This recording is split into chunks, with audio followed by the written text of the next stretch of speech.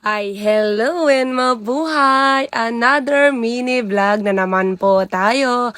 At syempre, ito nga po yung araw ng opening ng Interbarkada po ng Ginoong Sanay. Kaya nga po si Mama Mens at ang kanyang mga tropa ay talaga nga namang gumura na nga papunta po doon. Ay, nauna na nga riyan ang aking kambal. Hindi ko na nga siya na video habang nakasakay nga ng motor dahil siya nga po ay mas maaga sa aking nagising. Ay, ako nga nung gabi ay hindi makatulog at talaga nga naman si Mama Mens ay nag-iisip pa nga kung papayagan ba ako kung ako'y magpapaalam kay Boss Daan eh. Ay sabi ko nga, kung hindi nga ako papayagan ay mauunawaan ko naman dahil kung napapanood nyo nga lagi ang aking vlog ay makikita nga ninyo na wala nga po akong kakalikali sa kagagalaan eh. Ay ang sikreto nga ng aming pagsasamang mag-asawa ay pasunuran para nga po walang away. Pagka ayaw niya ay hindi ko ginagawa at pagka ayaw ko ay hindi niya ginagawa. Kaya nga sabi ko kung ako'y papayagan manood dito ay talagang napakaswerte ko eh.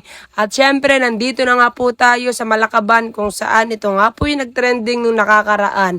Nakakalungkot lamang at wala na nga gaanong nagpupunta rito ngayon. Pero bagamat ganoon ay yung mga memories nga rito kasama ang ilan sa mga followers ko ay talaga nga namang nananatili sa aking puso at isip. Hanep, may hugot gayon. Kung hindi nyo nga natatanong ay dito nga po kami unang nagkita-kita ni Nakapatid Vlog at ni Ka-Freshness.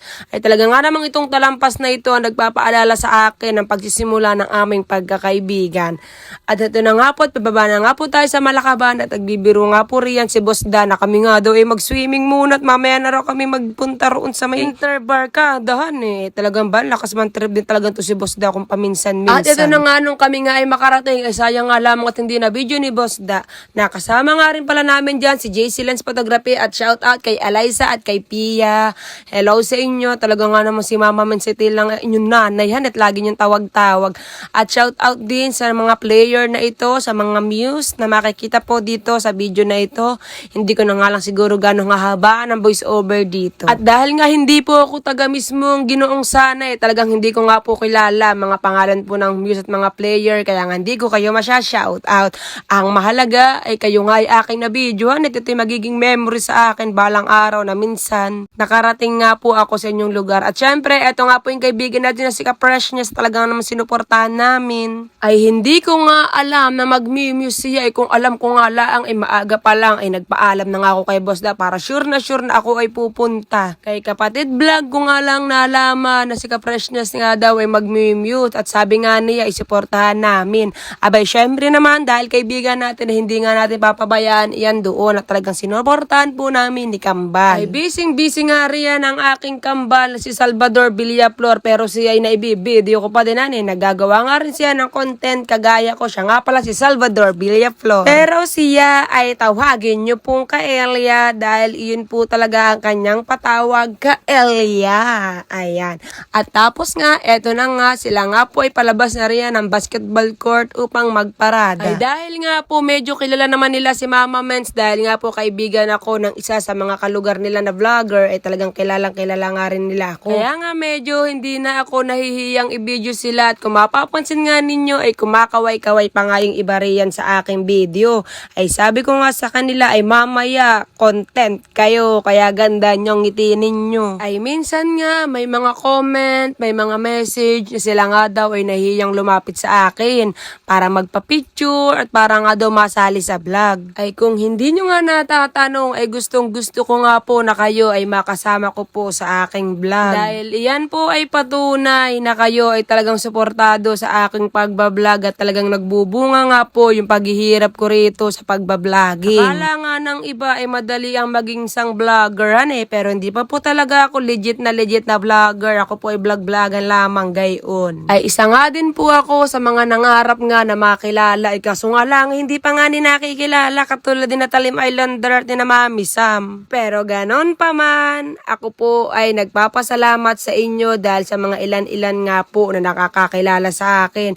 Pasasaan ba't magbubunga rin ng lahat? Charis! Syempre, pinagpapasadyos ko nga po kung ano man saan ako dadalhin ay ang katwiran ko nga po ay kung para sa akin ay para sa akin. Kung hindi ay hindi.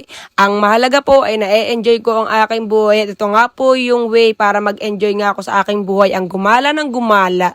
Pero dahil nga po meron na tayong kompleto, meron tayong camera, meron tayong drone, eh talaga nga naman syempre tuloy na tuloy ang pagbablog. Sayang naman.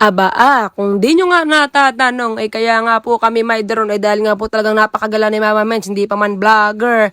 Eh kung di nyo nga natatanong, itong ang drone namin ay mabasa, matuyo na po sa atong kami gagala, lalo na sa parteng Laguna. Ay noon nga, ay sa aking profile lamang ako nagpo-post at nagtry nga po ako mag-digital creator noon.